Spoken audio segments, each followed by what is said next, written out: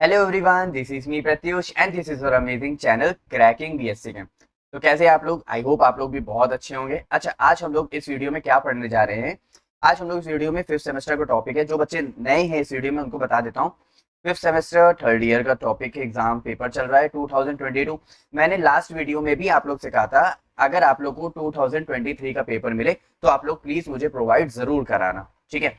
Question number 1 के सी के part, ताकि मैं आप लोगों को समझा सकूं कि भाई उसके भी आंसर्स आप लोगों को पता होने चाहिए, क्योंकि लास्ट 2 इयर्स के पेपर लगाना बहुत ज्यादा इंपॉर्टेंट रहता है। जिसमें से हम लोग एक कर रहे हैं, एक अगर आप लोग प्रोवाइड करा दोगे तो ठीक है, वरना मैं 2021 पे चला जाऊंगा। लेकिन मैं आप लोग को 2 पेपर्स तो करा के ही रहूंगा, ठीक है। चलो अच्छा, बात करते हैं क्वेश्चन नंबर 1 के सी पार्ट की बात कर रहे हैं। इसका मतलब ए और बी हम लोग क्वेश्चन नंबर 1 के पार्ट 1 में हम लोग ऑलरेडी कर चुके हैं, ठीक है। तो अब हम बात करते हैं क्वेश्चन नंबर 1 के सी पार्ट की। यहाँ पे क्या कह रहा है? Piperidine is more basic than pyridine, ठीक है। यहाँ पे क्या है? Piperidine is more basic than pyridine. सबसे पहले हम समझ लेते हैं कि बेस क्या होता है यार। हमें ये तो पता होना चाहिए कि बेस क्या होता है, ठीक है। फिर उसके बाद पिपरिडीन की बात करेंगे, फिर पायरिडीन की वगैरह।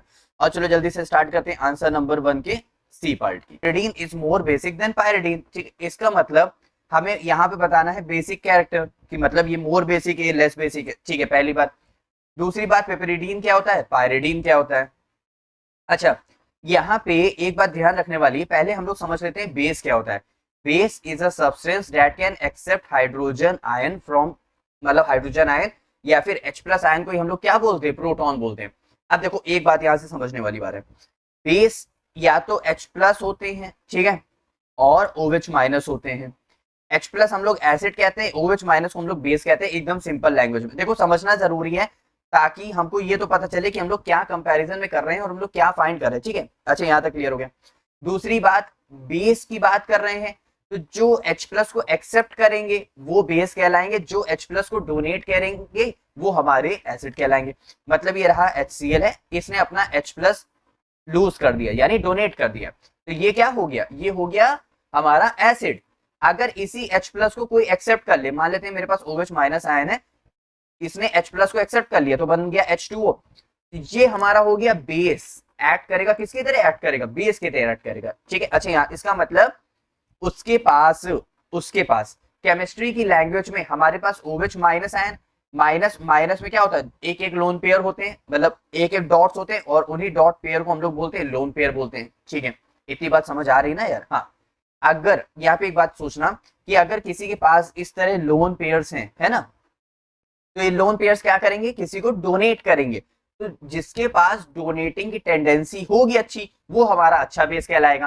तो स्ट्रॉन्गर बेस कौन होता है? The better attracting these protons. इसका मतलब किसी के पास H प्लस होगा, अब ये लोन पेयर किसी को डोनेट करेगा, ये H प्लस किसी के साथ ही अट्रैक्ट होगा, तो तभी तो ये अच्छा बेस कहलाएगा। अब अगर मान लेते हैं, अगर मान लो ये लोन पेयर बिजी है, ये लोन पेयर मान लो ये एक पर्सन खड़ा है और इसको उस लोन पेयर की जरूरत है। अब ये लोन पेयर बिजी है, ये उधर देख रहा है, ये इधर देख ही नहीं रहा है, तो ये अच्छा बेस हुआ उस पर्सन के लिए नहीं। और ये अगर लोन पेयर मान लो इसकी तरफ देख रहा है, ये मदद करने के लिए जा रहा है, तो अच्छा बेस कौन होगा? ये होगा। इसका मतलब अगर लोन पेयर बिजी होगा तो वो डोनेट तो करेगा नहीं, वो लोन पेयर देगा नहीं, वो मदद तो करेगा नहीं, ठीक है। और अगर ये बिजी नहीं होगा तो मदद करेगा। इसी लैंग्वेज को हम लोग केमिस्ट्री के फॉर्म में, और चलो देखते हैं कि कैसे हम लोग लोन पेयर्स को डोनेट करवाते हैं। बेस समझ आ गया, लोन पेयर के बारे में थोड़ा सा समझ आ गया, ठीक है। अब वही लोन पेयर अब हम लोग देखेंगे नाइट्रोजन के ऊपर, और इन दोनों स्ट्रक्चर्स को कंपेयर करके डायरेक्ट आंसर निकाल देंगे। और जल्दी से देखते हैं। तो कुछ इंपॉर्टेंट पॉइंट्स हैं, इनको ध्यान रखना, इससे भी आंसर बना सकते हो। इसके अलावा भी मैंने नीचे एक रीजन लिखा हुआ है, आप लोग उसको भी एक्सेप्ट कर सकते हो, ठीक है। इलेक्ट्रॉन पेयर की बात करते हैं। Bases love to share electrons, ठीक है। जो हमारे बेस होते हैं वो अपने इलेक्ट्रॉन्स को शेयर करना उनको बहुत अच्छा लगता है। भाई इससे कहीं और मत चले जाना, वापस आ जाओ, वापस आ जाओ।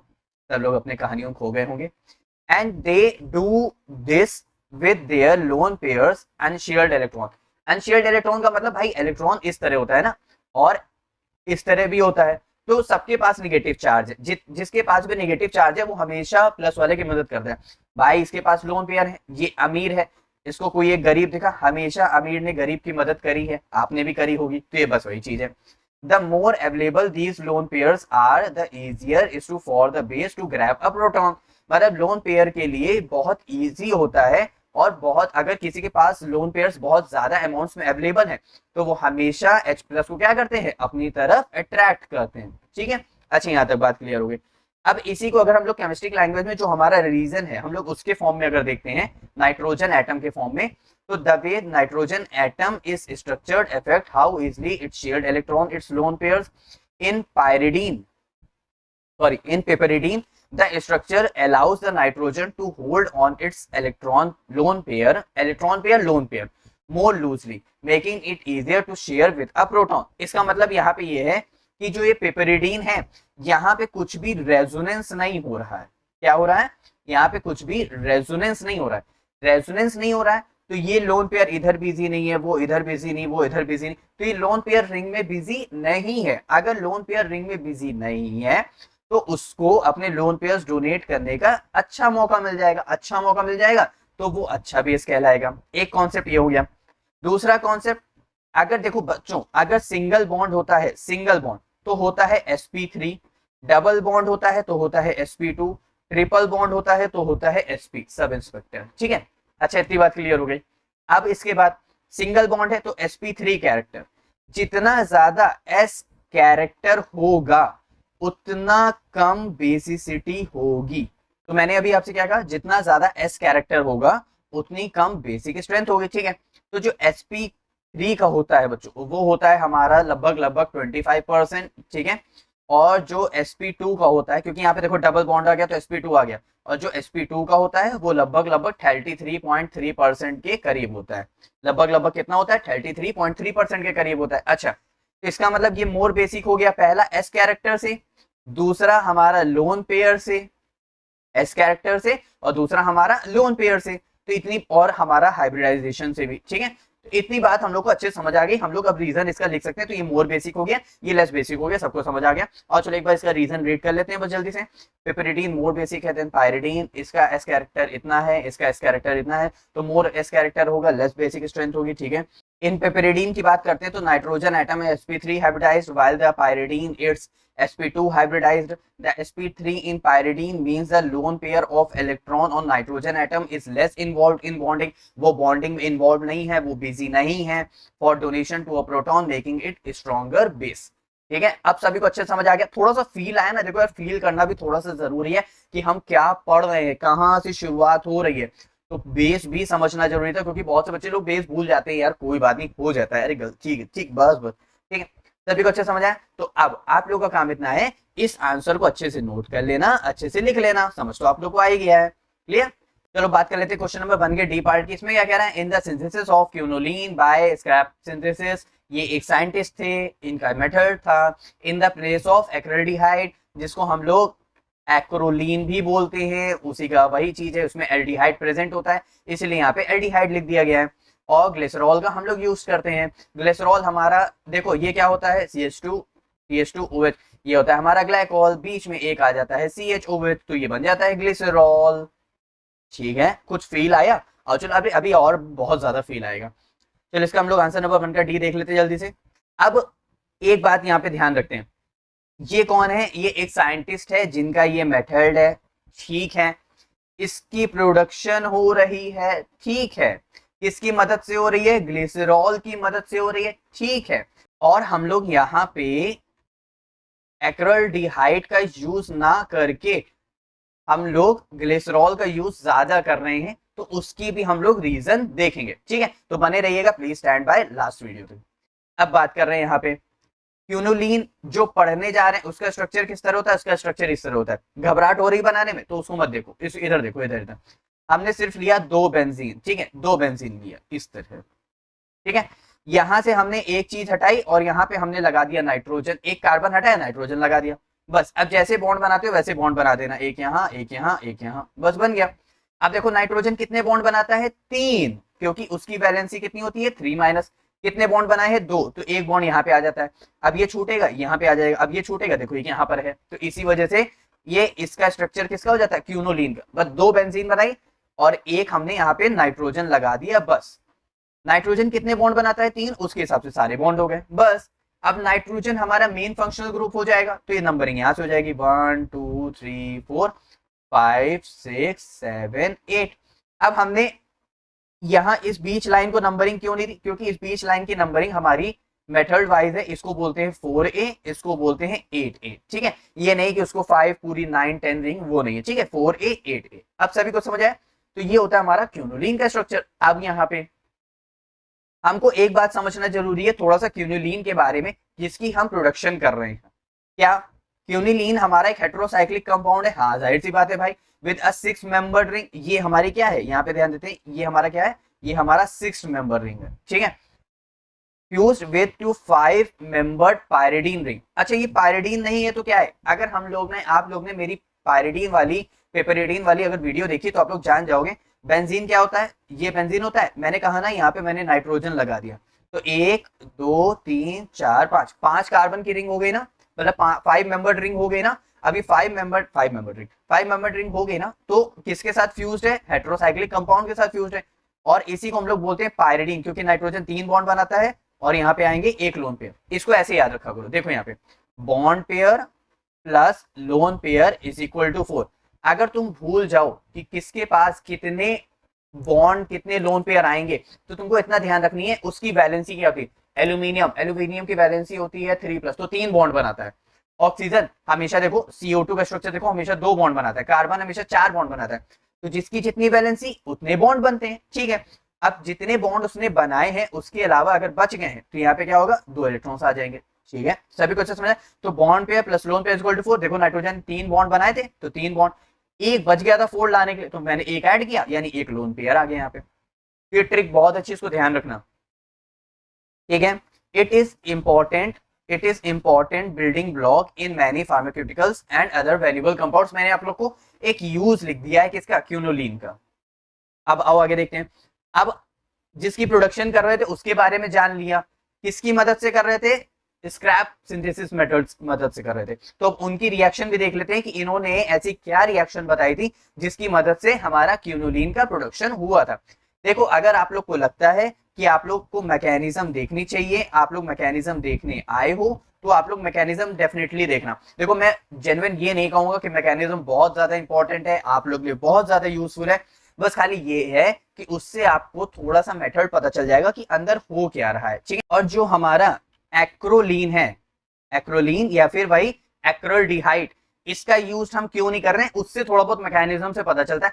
अगर आप लोग सिर्फ और सिर्फ स्क्रैप मेथड देखने आए हो तो आप लोग ये रिएक्शन भी लिख लोगे ना, तब भी आपको फुल में फुल ही मार्क्स मिलेंगे। लेकिन मैकेनिज्म अगर देख लोगे तो भी अच्छा है, लेकिन अगर अपना टाइम तुमको लगता है कि तुमको देखने की जरूरत नहीं है तो कोई बात नहीं, स्किप करके आगे बढ़ सकते हो, ठीक है। और जिनको लगता है देखना चाहिए तो डेफिनेटली देखना यार। तो स्क्रैप सिंथेसिस रिएक्शन होगी, बहुत बातें हो गई। हम लोग एक यूज करते हैं एनिलीन, बेंजीन के ऊपर NH2 लगा दिया, अमीन ग्रुप होता है बच्चों ये। अगर हमने इसके ऊपर NH2 लगा दिया तो बन गया एनिलीन, ठीक है। ग्लिसरॉल का फॉर्मूला अभी मैंने आप लोग को बताया क्या होता है, CH2OH, एक कार्बन 2 कार्बन, ठीक है। कब सब सारे कार्बन की वैलेंसी जो है H से सेटिस्फाइड हो जाएगी, बाकी हर कार्बन के साथ OH OH OH OH, ठीक है। अच्छा, इसके बाद हमारे पास क्या है, नाइट्रोबेंजीन। क्या है, नाइट्रोबेंजीन। बहुत सी जगह बच्चों बुक में नाइट्रोबेंजीन इस तरह लिखा होता है, यहाँ पे लिखा होता है कंसंट्रेटेड H2SO4 और नीचे लिखा होता है डायरेक्ट नाइट्रोबेंजीन, ठीक है। वो इसलिए क्योंकि पहले वो इन दोनों से रिएक्शन दिखा के एक, ये कौन सा प्रोडक्ट, एक्रोलीन वाला प्रोडक्ट दिखाते हैं, ठीक है। फिर इसके बाद जो है वो नाइट्रोबेंजीन से रिएक्ट करा के क्यूनोलीन दिखाते हैं, ठीक है। लेकिन मैंने आप लोग को एक रिएक्शन में इसलिए लिखा है ताकि आप लोग, जो बच्चे सिर्फ रिएक्शन देखने आए हैं, जो बच्चे रिएक्शन समझ नहीं आए, वो यहीं से डायरेक्ट समझ सकें कि क्या हो रहा है।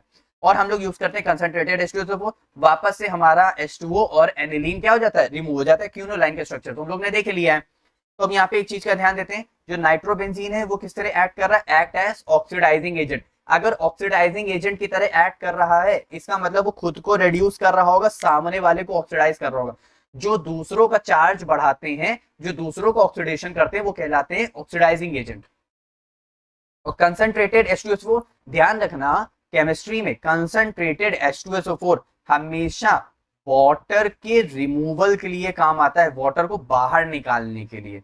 और डाइल्यूट H2SO4 हमेशा वाटर, H2SO4 हमेशा वाटर को ऐड करने के लिए काम आता है, ठीक है। अच्छा, आओ चलो जल्दी से, हम लोग रिएक्शन आप लोग ने देख लिया, ठीक है। अब आओ थोड़ा सा इसकी मैकेनिज्म में बात करने जा रहे हैं, ध्यान से देखना। तो concentrated H2SO4 it removes water from the glycerol molecules transforming it acrolein। ठीक है, एक्रोलीन किस तरह होता है, इस तरह होता है। ये होता कैसे, यहाँ से वाटर निकलता है, देखो CH2 है, CH2 है, CH2 है। ठीक है, अब यहाँ से क्या होगा, अगर कार्बन की एक वैलेंसी कम हो जाएगी तो डबल बॉन्ड आ जाएगा। तो देखो डबल बॉन्ड आ गया, CH हो गया, CH के साथ OH लगा है, नहीं ना, क्यों नहीं लगा है OH, वो इसलिए क्योंकि ये OH और ये H वाटर के फॉर्म में -H2O निकल गया। ठीक है, फिर उसके बाद ध्यान दो, उसके बाद हमारे पास ये कार्बन, ये बॉन्ड, ये बॉन्ड, ये कार्बन, ये कार्बन। ठीक है, इसके साथ डबल बॉन्ड O लगा हुआ है, इसके साथ डबल बॉन्ड O लगा हुआ है। लेकिन एक बात ध्यान दो, सिर्फ ये 2 H निकल गए हैं, ये 2 H निकल गए, ये H, एक H तो है लेकिन एक H और एक H, 2 H निकल गए, वो 2 H निकल के इस ऑक्सीजन के साथ चले गए होंगे, क्योंकि यहाँ पे ध्यान दो कुछ है नहीं ना, तो इसी वजह से। पहली बात क्या हुआ, 2 H2O वाटर मॉलिक्यूल निकल गया, 2 H2O, हमारा ये स्ट्रक्चर बन गया। जैसे ही ये स्ट्रक्चर बन गया, इस स्ट्रक्चर को हम लोग बोलते हैं एक्रोलीन। क्या बोलते हैं, एक्रोलीन। तो CH2 double bond CH aldehyde. ठीक है, अगर ऐसे नहीं याद कर सकते हो एक्रोलीन, तो अब मैं बता रहा हूं कैसे याद कर लो। तो 1 2 3, 3 क्या है, प्रोप, डबल बॉन्ड है कहां पे, 2 पे, एल्डिहाइड है तो अल, प्रोप 2 इन अल, क्या है, प्रोप, 2 पे है इन, 1 पे है अल, प्रोप 2 इन 1 अल, ये याद कर लो, एक्रोलीन समझ लेना भाई। ठीक है, आओ अब यहां पे क्या होता है, जैसे ही हमको एक्रोलीन मिलता है, ये हमारा होता है अनस्टेबल प्रोडक्ट। कैसा होता है, अनस्टेबल प्रोडक्ट। इसको बोलते हैं unsaturated alpha beta unsaturated compound, unsaturated compound बोलते हैं इसको। ठीक है, और इसी को हम लोग बोलते हैं एक्रोलीन, या फिर इसका कॉमन वो IUPAC नेम हमारा प्रोप 2 इन 1 अल। अब हम इसमें क्या करते हैं, 1,4 addition of aniline into acrolein. कैसे, और ध्यान देते, पहले ध्यान दो। वो 1,4 इसलिए यहाँ पे क्योंकि यहाँ नाइट्रोजन उस पोजीशन से जा रहा है। ये रहा एनिलीन। ठीक है, नाइट्रोजन कितने बॉन्ड बनाता है, 3, एक hydrogen, 2 hydrogen, 3 bond 1 lone pair, तो 1 लोन पेयर आ गया। ठीक है, प्लस चार्ज। ये रहा हमारा एक्रोलीन का स्ट्रक्चर। अरे कुछ नहीं है यार, बस इसी स्ट्रक्चर को मैंने इस तरह लिख दिया, बस और कुछ नहीं, स्टाइल मारने के लिए। अब यहाँ पे क्या होगा, ऑक्सीजन मोस्ट इलेक्ट्रोनेगेटिव, इसके ऊपर आया माइनस, इसके ऊपर आया प्लस। कार्बन के पास जैसे ही प्लस दिखा, यहाँ से रेजोनेंस हुआ, डबल बॉन्ड कैरेक्टर इसको दिखा, तो यहाँ से डबल बॉन्ड कैरेक्टर यहाँ भेजा। अब इस कार्बन के पास आ गई कमी, इस कार्बन के पास कमी आई तो नाइट्रोजन के पास इसको लोन पेयर दिखा। अमीर ने हमेशा गरीब की मदद करी है, तो इस अमीर ने इसकी मदद करी। ठीक है, अब यहाँ से नाइट्रोजन से अटैच होगा, ये देखो नाइट्रोजन से अटैच होना चालू हुआ। अगर नाइट्रोजन से अटैच हुआ, देखो अब रिंग बनना चालू हो गई है, यानी हम लोग क्यूनोलाइन तक हम लोग पहुंचने लगे हैं। तो यहाँ से क्या होगा, देखो यहाँ से क्या हो रहा है, नाइट्रोजन ने इसको अपना ये दिया। ठीक है, नाइट्रोजन 3 बॉन्ड बनाता है, तो यहाँ से एक H निकल गया, एक H निकल गया।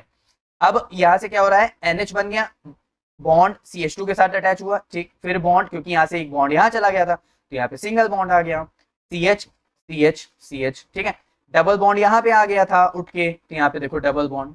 ठीक है, अब यहाँ पे आया था O पे माइनस। ठीक है, तो यहाँ पे O पे माइनस, अभी H प्लस कहाँ से है, ये H प्लस उठ के यहाँ पे चला आया था, ये H प्लस उठ के यहाँ पे चला आया था।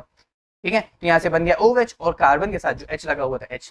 सभी को अच्छे समझ आया। ठीक है, अब यहाँ से क्या होगा, अच्छा सब बच्चों ने पढ़ रखा होगा टॉटोमेरिज्म। क्या पढ़ रखा होगा, टॉटोमेरिज्म। नहीं पढ़ा है तो बता रहे, परेशान नहीं हो, एक एक स्टेप वाइज ही चलेंगे।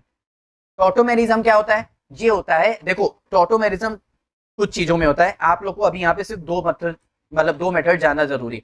पहला 1,3 हाइड्राइड शिफ्ट, हाइड्राइड यानी H माइनस, या 1,3 ना 1,3 हाइड्राइड शिफ्ट, या 1,3 मिथाइल शिफ्ट।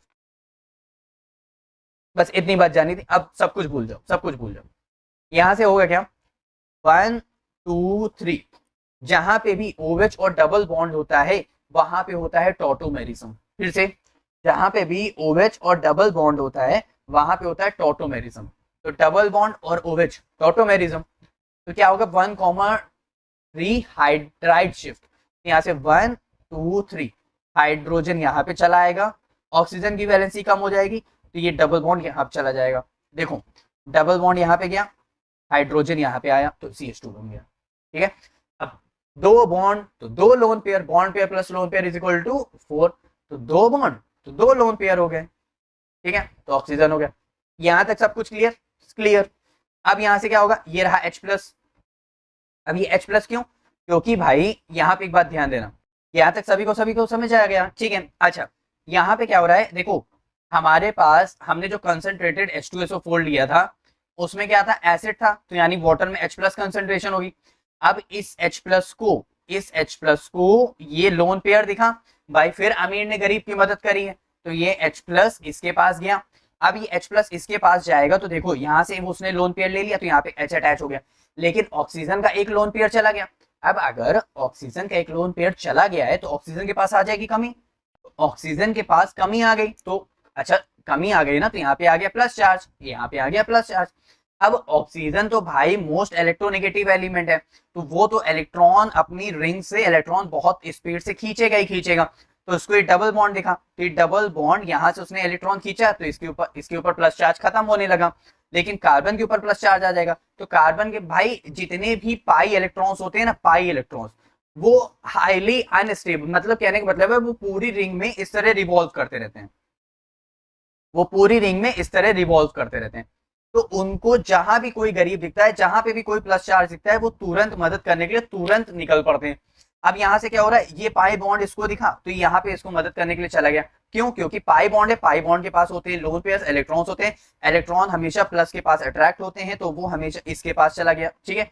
यहाँ तक सभी को समझ आया? तो स्टेप क्या हुआ होगा, ये देखो OH बन गया, ठीक है, यहां से जो बॉन्ड उठ के हाइड्रोजन के फॉर्म में वो यहाँ चला गया, तो यार देखो इस तरह बॉन्ड बन गया, देखो देखो ये हाइड्रोजन फॉर्म में इस तरह इधर चला गया और ये बॉन्ड उठ के इस तरह आ गया, तो ये बॉन्ड इस तरह बन गया, तो यहाँ पे क्या हो गया, इस तरह कार्बन स्टेबल हो गया 4 बॉन्ड बना के, ठीक है।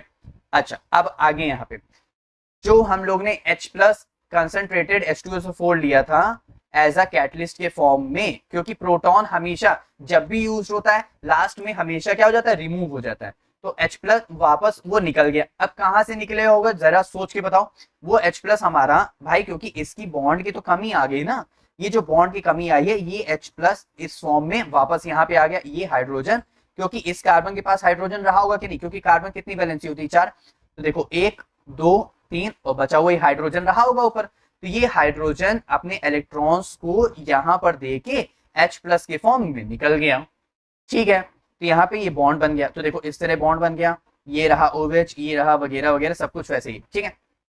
लेकिन हमको ये OH तो रिमूव कराना है ना, क्योंकि हमारे क्यूनो लाइन में तो सिर्फ नाइट्रोजन था, तो ये H और इसके साथ ये OH और ये H मिलके वाटर का रिमूवल करके निकल गया। अब यहाँ पे ध्यान दो क्या बना होगा, यहाँ पे आओ, देखो डबल बॉन्ड कैरेक्टर यहाँ पे आ गया, क्योंकि कार्बन की वैलेंसी कम हुई, H चला गया, OH चला गया, तो डबल बॉन्ड कैरेक्टर सेटिस्फाई के लिए आ गया, तो हमारा पूरा इस तरह स्ट्रक्चर बन गया, ठीक है। अब यही स्ट्रक्चर मैंने इसको इस तरह लिख दिया, देखो डबल बॉन्ड है, नाइट्रोजन है, H है, 3 बॉन्ड बने थे तो एक लोन पेयर आ गया, बाकी CH2, यहाँ पे CH2 होगा, यहाँ पे CH होगा, यहाँ पे CH होगा, बाकी पूरा स्ट्रक्चर बन गया। लेकिन हमारा क्यूनो लाइन का स्ट्रक्चर क्या था, वो हाइड्रोजन नहीं था, यहाँ पे डबल बॉन्ड पायरिडीन का स्ट्रक्चर था, किसका था, पायरिडीन का, पिपरिडीन नहीं था, पायरिडीन था, तो इसी के लिए हम लोग इसको क्यूनोलाइन नहीं बोलते, इसको बोलते हैं 1,2 डाइहाइड्रो क्यूनोलाइन, जो कि हमारा एक बाय प्रोडक्ट की तरह निकलता है, किस तरह निकलता है, या फिर इंटरमीडिएट प्रोडक्ट होता है, क्या होता है, इंटरमीडिएट प्रोडक्ट होता है, ठीक है। इतनी बात क्लियर हो गई, तो यहां तक हमारा ये पूरा कंपाउंड बन गया। अच्छा, अब इसको हम लोग पार्शियली सैचुरेटेड क्यूनोलीन भी बोलते हैं, लेकिन हमारा क्यूनोलाइन तो है नहीं। अब क्यूनोलाइन बनाने के लिए आपको ध्यान होगा, मैंने अभी तक नाइट्रोबेंजीन का यूज नहीं किया है, तो अब यहाँ पे कौन आएगा, नाइट्रोबेंजीन। तो finally the oxidising agent helps to remove 2 hydrogens from the dihydroquinoline, या फिर 1,2 dihydroquinoline, giving us a final product quinoline. यहाँ से होगा क्या, जो हमारा डाइहाइड्रोक्यूनोलाइन था नाइट्रोबेंजीन के साथ रिएक्ट करेगा, क्यूनोलाइन बनाएगा, एनिलीन रिमूव करा देगा, प्लस वाटर निकाल देगा। इतनी बात क्लियर हो गई, सभी को अच्छे समझ आए, बस खाली नाइट्रोबेंजीन लिया और क्यूनोलाइन बना दिया। अब यहां तक हम लोग की पूरी मैकेनिज्म हो गई है, कैसे रिएक्शन थी, स्क्रैप मेथड क्या था, हम लोग ने कैसे क्यूनोलाइन का स्ट्रक्चर, सब कुछ हम लोग ने देखा। अब खाली एक बार ये देख लेते हैं थोड़ा सा रीजन के फॉर्म में कि why glycerol instead of acrolein हम लोग क्यों यूज कर, चलो देख देते हैं। पहला पर्पस क्या है हमारा, सेफ्टी का। तो acrolein is an acid chemical element, highly toxic और इरिटेटिंग और चोकिंग स्मेल भी होती है, और काफी ज्यादा मतलब उसको भाप के फॉर्म में, बहुत ज्यादा स्टीम के फॉर्म में दिक्कत करती है। लेकिन उसकी दूसरी तरफ हमारा जो मस्ट सेफर और मोर रेडली अवेलेबल हमारा कौन सा प्रोडक्ट है, ग्लिसरॉल। कौन सा है, ग्लिसरॉल। ठीक है, पहला हमारा मेथड सेफ्टी का है। दूसरा हमारा मेथड है convenience method. Glycerol is a simpler molecule है, readily obtain from natural sources से होता है, हमें इसको कोई भी बनाने की जरूरत नहीं होती है, और no need to synthesise acrolein separately. ठीक है, तो ये कुछ थे हमारे इसके मतलब मेथड्स, पूरा क्यूनोलीन, पूरे उसके रिएक्शन और पूरा उसका डेरिवेशन। अब आप लोग का काम इतना है, इसको अच्छे से बच्चों लगाना, अच्छे से लिखना और एग्जाम में अच्छे मार्क्स लाना। अब हम लोग बात करेंगे इसके नेक्स्ट क्वेश्चन नंबर 2 की। ठीक है, तो मिलते हैं नेक्स्ट वीडियो में नेक्स्ट क्वेश्चन नंबर 2 के साथ। Bye bye.